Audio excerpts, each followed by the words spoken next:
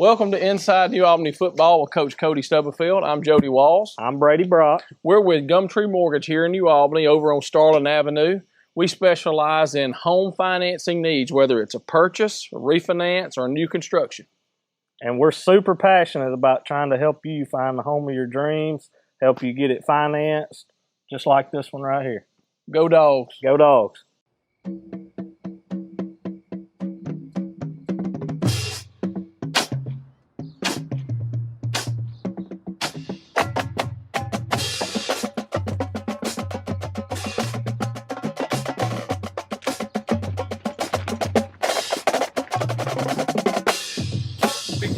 You come out flat, you're going to have to get around to make up in the game. If you come out and hit them in the mouth on the first play, we're going to be fine. We're back this week with our Player of the Week. This week's Player of the Week was McCollum Cameron. McCollum had 9 tackles, 2 tackles for a loss and a sack.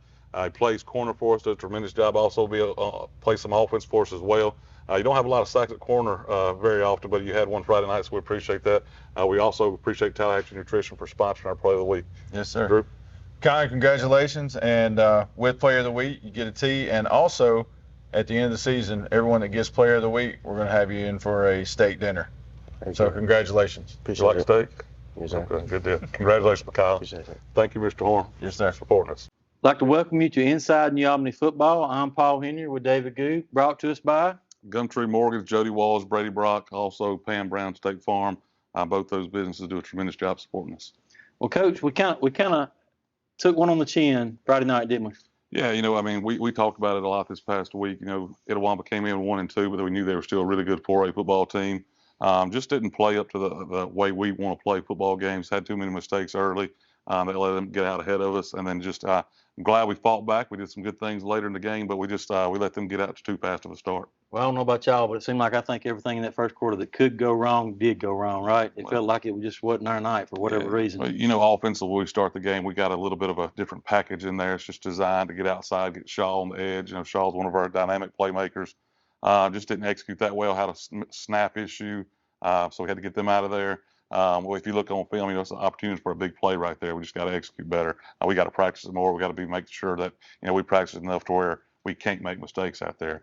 And then the second play of the game, we fumbled the ball. Itawamba was able to recover it and get them down to the 4-yard line. So just not the way you want to start a football game. Yes, sir. Yeah, early in the game, we had basically we struggled getting a running game going.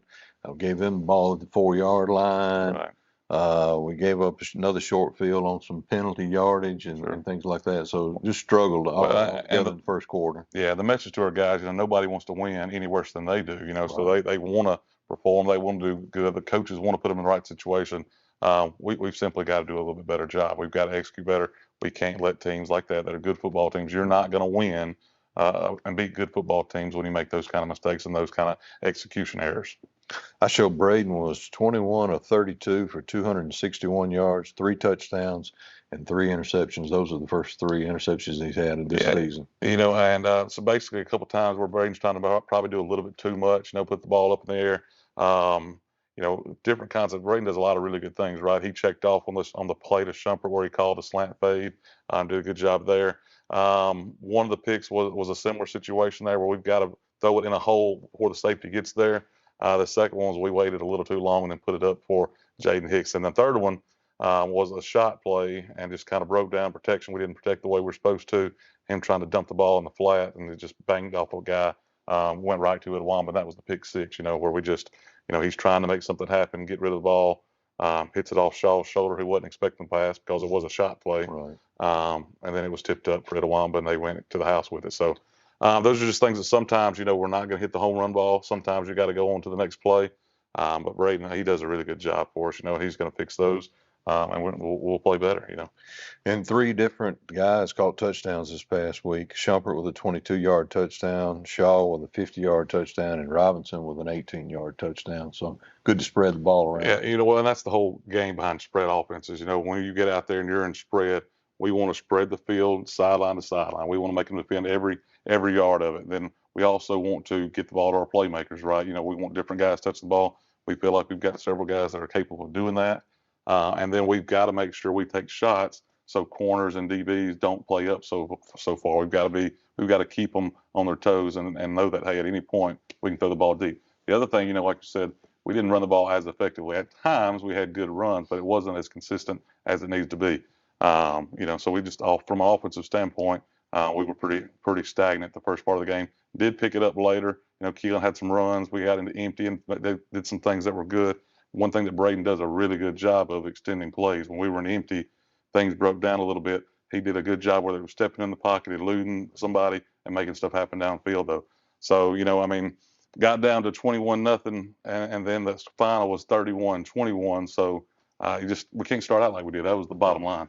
Well, I think the defense, second half held them to 3 points. No points. No points second half. Right. And kind of early, we kind of put our defense on a short field, right, and kind of got them in a tight, Yeah, right? I think 2 of those scores for sure. Those were, one of them was the fumble return to the 4-yard line. The other was a pick six. We can't put the defense in those types of situations, and we can't let the opponent score while we're on offense. Those are just things you can't do. Other than that, you take those 14 points off there. That's the game, That's right? pretty good situation. The second thing is, in the second half, when we were moving the ball better, where the offense was clicking better, we got down into their side of the field, and we had 2 stops. One of them was a missed field goal. Grayson missed one to the right, and the other one was a stop on 4th down. That 4th down play, we're trying to do a quarterback sneak. That play is designed to be a surprise situation. You want to line up, we're in spread. You do it fast. The problem was we got down there, we didn't do it, snapped the ball right away, gave them time to see what was happening, and then they adjusted. So I should have called a timeout right there. We should have gotten a power set and just ran power right at them, because I think we would have got that and converted. Well, I think Grayson had a 42-yard attempt, and I'm telling you, if he would have just lined it up just a little better, it would have probably been good for 55, right? And he usually doesn't miss right. That's something we've talked about. But Grayson did a good job. We had opportunities to get onside kicks earlier in the game. One of them that I feel really confident we should have had. Right. But just the 2 big things: starting early, faster. Executing out of the gate, and then late in the game when we got down on their side of the field and didn't get any points from those 2 possessions. Those are big problems, right? I felt like that 8 minutes to go in the game, we had a chance to convert that thing. That was kind of a pivotal moment of the game. The way the defense played, combined with the offense getting going later, I think, like I said, we had another quarter to play. We'd liked our chances. If we could have taken the 21 points off the board and start, we'd have liked our chances. Right. The unfortunate thing is you don't get second chances in football, right? You got to make sure you execute when it's time to execute, and you got to get after when it's time to get after. I think they had a lot of guys going both ways, so I think we wore them out a little bit in the second half. Right. And it was very comparable, right? 51 was a really good player. I probably didn't give him enough credit. He played right tackle for him. He also played that nose position. He did a good job on both sides of the ball. And then, like you said, they had several other guys doing some both ways as well. Number 1 was a player. Right. He was kind of the guy that they wanted to get the ball to.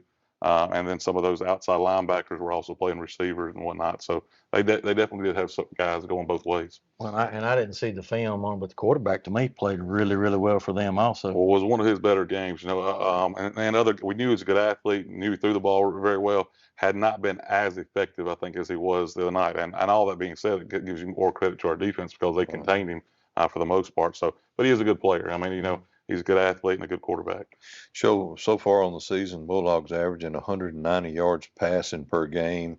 We've got 8 touchdowns and passing, 135 yards per game rushing, with only a couple of TDs on the year from our rushing there, and averaging about 28 points per game. Yeah, obviously we'd like to increase all those, right? We want to be somewhere in that 35 range points per game, which is a good number.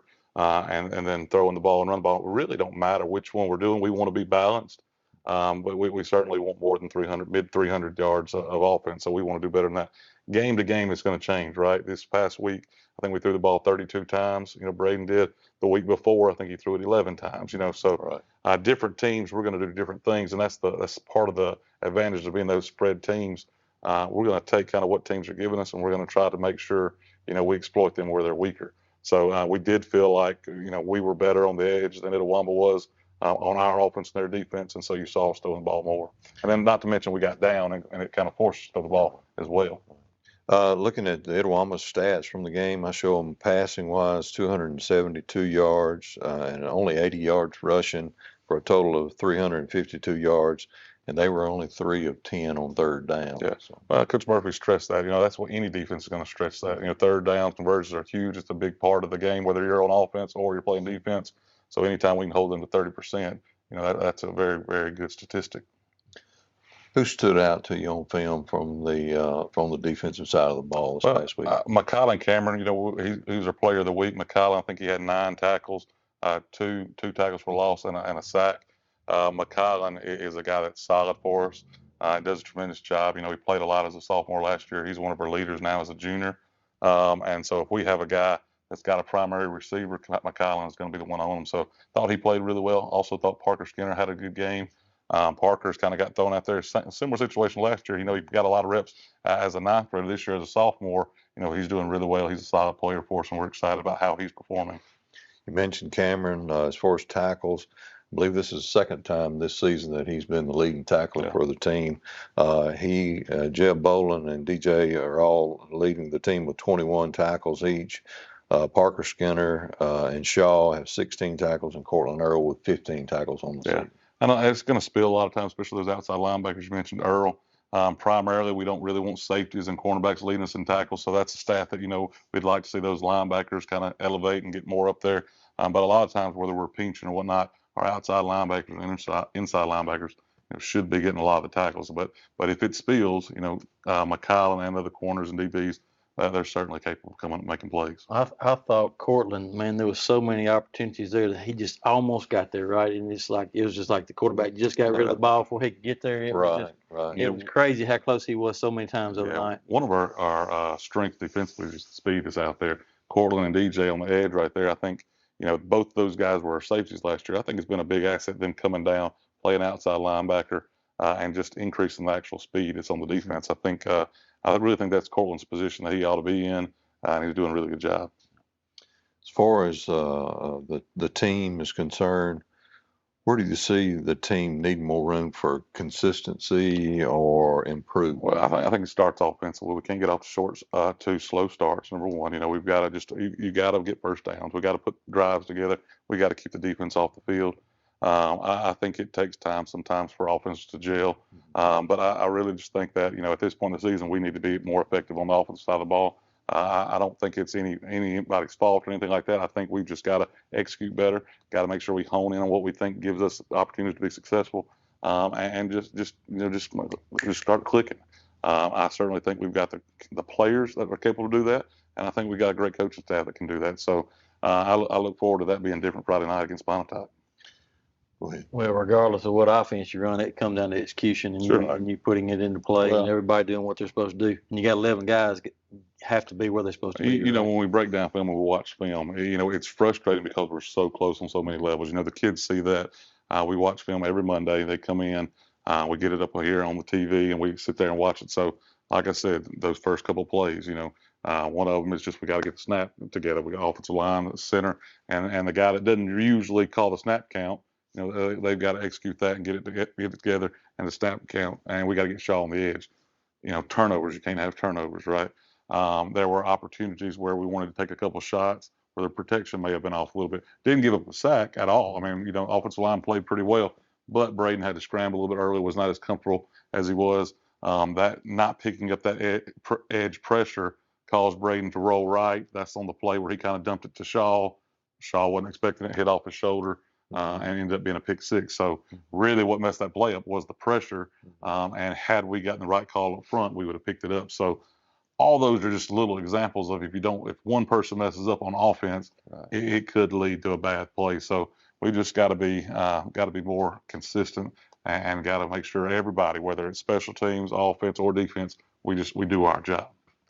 Well, and sometimes you got to remember, you've got young pieces in play on this team, right? And we've got to give Idawamba some credit too. They are the reason we made some of those mistakes. Whether as coaches we had the guy in the wrong place, or whether we didn't execute, or whatever the case may be, that's their goal, right? They're trying to make it where we don't execute. They're trying to make it to where we don't, or we're not in the right position. And so you got to give those guys some credit too. That's a good football team that we played. Now it's a football team that I think we can definitely beat, and wouldn't mind seeing them again in the playoffs. What about junior high JV? I know you had a game earlier this week. Yeah, we played Saltillo. Our 8th grade got beaten a close one against Saltillo. I think they had a really good speedster guy on the edge that got loose, and the JV got beat as well. The quarterback for Saltillo, I'm sorry, was a really good guy. Offensively, we're struggling a little bit in JV right there, whether we're blocking assignments or whatnot. We've got a couple athletic guys that are quarterback. We're maybe not true quarterbacks, and so that kind of limits us on the edge of what we can do throwing the football. But you got to kind of hone in on things. You got to get better each week. But unfortunately, we got beaten JV and 8th grade. Well, 7th grade tie. 7th grade tie. And that's a shout out to them because you are playing a school that's got probably double the amount of students that we have. When you're looking at it. Yeah, Saltillo's a 6A school. I mean, enrollment wise, I know we're at in the 570s. From a high school standpoint, where they're going to be all over 1,000. So almost double the numbers from a school standpoint. But all that being said, I think each week junior high is showing improvement, JV is showing improvement. And they're doing some good things. We've got some young guys that we're excited about coming up into high school football. Yeah. Well, we're going to take it to a break, and we'll be right back with you to talk about this week's game. It's finally game time. The smell of the fresh cut grass, the sound of the drums as the band gets ready to perform, and of course the roar of the crowd as our hometown New Albany Bulldogs enter the field.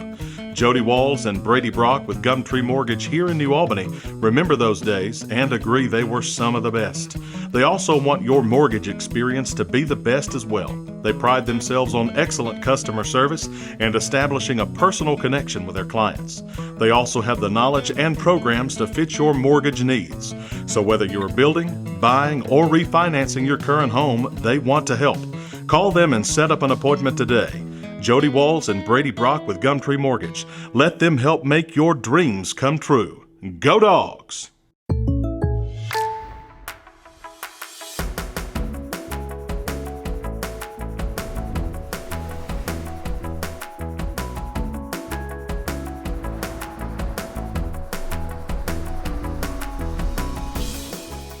The State Farm Personal Price Plan helps you create an affordable price just for you. Contact local agent Pam Brown for your personal price plan today. I'd like to welcome you back to our show. Coach, we rode down Highway 15 this week to one of our teams. We've got a lot of history with the Pontotoc Warriors, right? Playing Pontotoc. Coach Carter does a tremendous job over there. Really good football coach. Coach Carter actually coached me at ICC, and then he coached Colin at Northeast. So a lot of history there. Know Jeff really well. So he does a good job. Anytime we go play Pontotoc, it's going to be a good game. It's something we get excited about. It's become a rivalry for us, just like Ripley down the other way is. So we our guys, they this is one that matters to them. They want to play.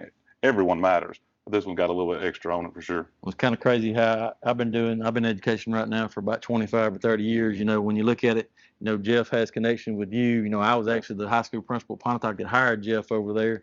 So it's kind of funny how when you go through all these years, those connections that come into play.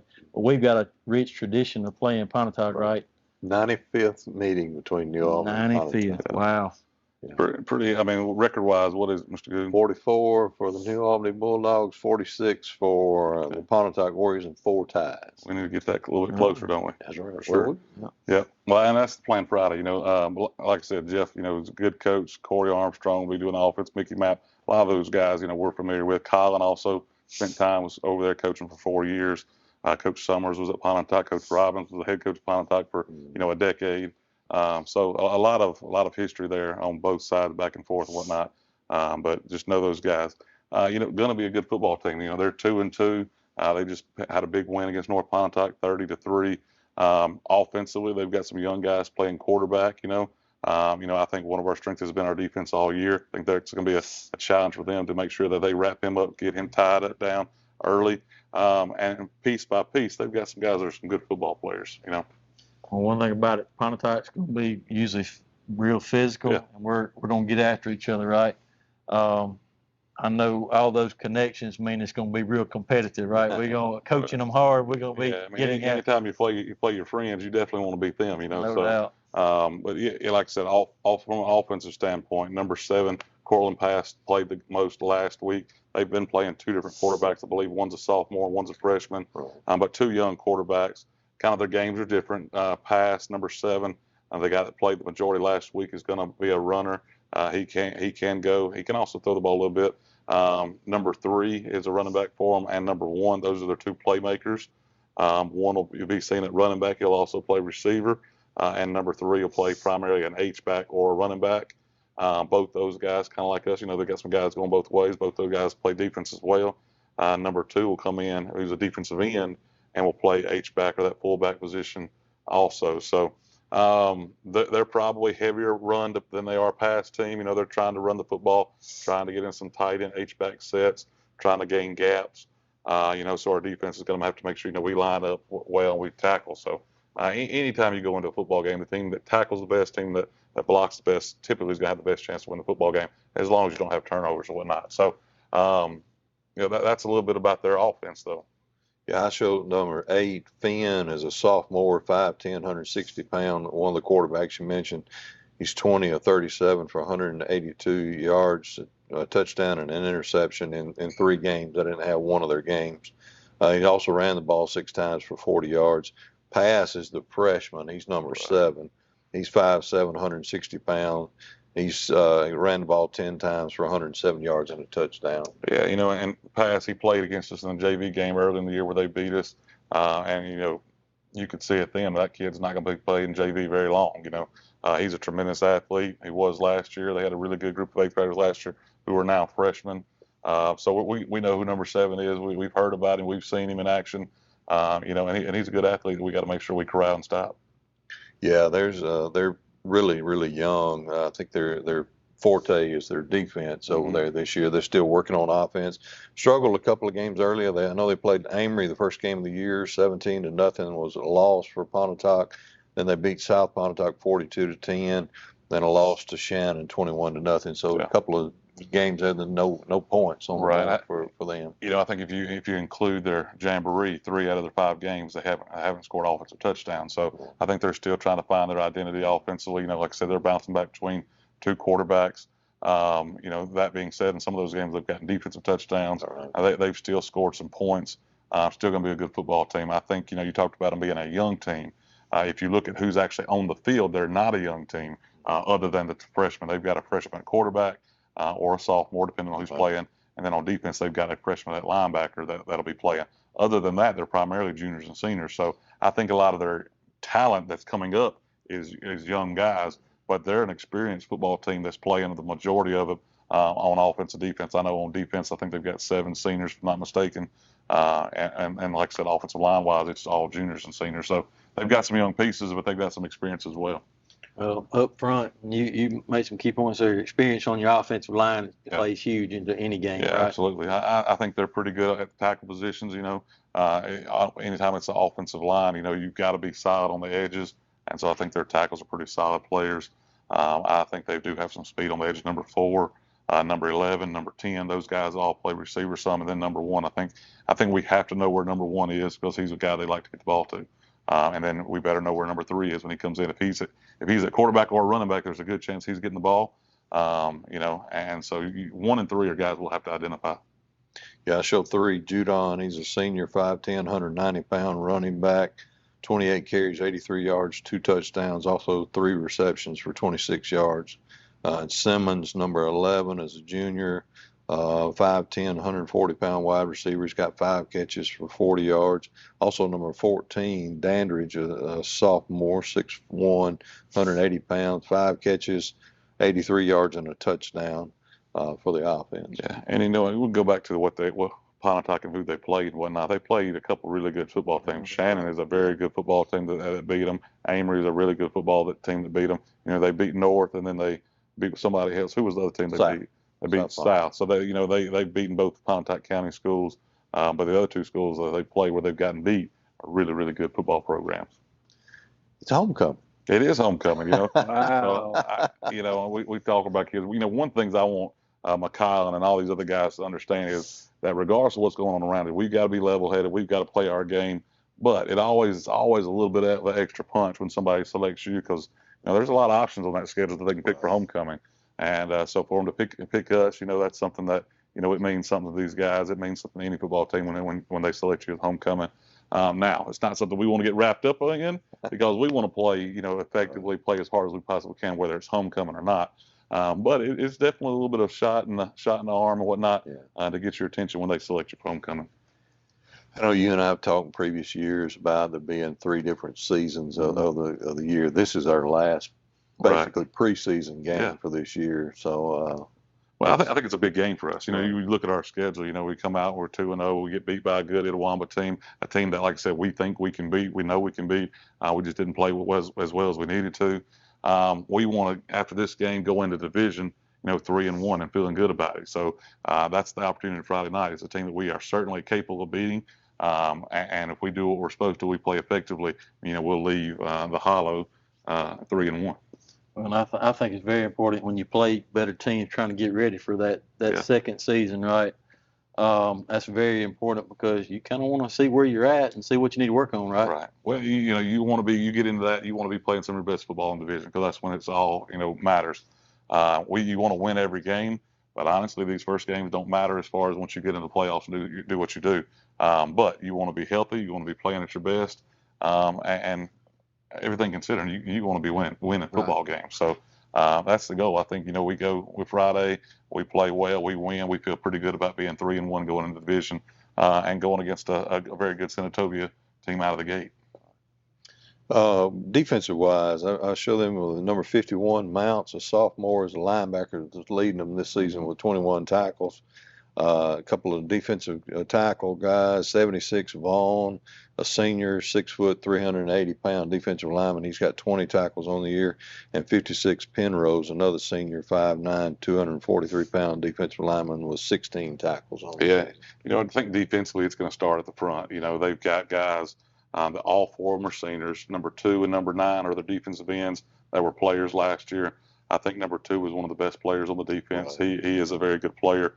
He also plays fullback, like I said, or H-back on offense. So our tackles are going to have a good challenge. He's going to be a guy that we've got to get our hands on, keep our feet moving and block. And then when you get inside, you've got some size, like I said, 6 foot, 380 pounds. You're going to have to know where he's at. And he moves pretty well for a big guy like that. He's not a guy that's just strictly a gap filler. He's going to move the ball well. We got a pretty big guy on the other side, though, Sam, Morton. He's going to get after him. And then nobody out there gives as much more effort than Mr. Horn, our left guard. So those 2 guys are primarily going to be on him. He plays a 3 technique most of the time. He's usually the 3 technique. So you're going to see some guards on one-on-one. We'll get some double teams at times, too, with help from the tackle. But it's going to start up front. I think when you get back at linebacker, those interior spots, one of them's a freshman that we talked about, and the other one is a guy that's, a solid player, but it's not what we've seen. He's 9'11" from Itawamba, so I think we get hats on hats right there, and we get on those linebackers. It sets the box up to be really well. I think it starts with that D-line, though. We got to make sure we control the line of scrimmage. On the back end, you're seeing some of the same guys. You're going to see number 1, number 11, guys that you've already mentioned playing offense. And again, I like our skill guys against a lot of people, so we feel good about our skill guys against their secondary. Good deal. I think one thing that is to mention, if you really watch them, you're going to see Jeff Carter and the defense in the shell and of those DBs changing up. He's very multiple. I know sitting there talking to Colin from when he's worked for Jeff, how many different coverages they go through. All of our offense is good against multiple coverage. So Braden's just got to do a good job. We got to put him in a position to recognize what they're doing, see what they're 1 high, 2 high, what they're doing, and then know where to go with the ball. So I think it's going to be a good opportunity for him to kind of take over the offense. See what they're doing, and get us find the right receivers. So excited about that. Well, I know it's going to be a great game Friday night. Excited about it. Great opportunity for us. Absolutely. So looking forward to it. Yeah. Anytime again we play in Pontotoc, it's something to be excited about. They amped it up a little bit by naming us for their homecoming game, but we certainly want to go crown the queen for them. Yes, sir. Hey, I'd like to thank you for tuning in to Inside New Albany Football with Coach Cody Stubblefield. I'm Paul Henry and David Good. Brought to you by Jody Walls and Brady Brock there over at GumTree Mortgage. And then we've also got Pam Brown at State Farm. So, again, thanks to those supporters and everybody else that supports us at New Albany Football. Thank you, and go Dogs. Here at Pam Brown State Farm, we are so excited to sponsor Inside New Albany Football with Coach Cody Stubblefield. We have served New Albany for a quarter of a century, and we are so proud to continue to serve this wonderful community far into the future. We look forward to a fantastic season for Coach Stubblefield and the Bulldogs. Good luck, and go Dogs!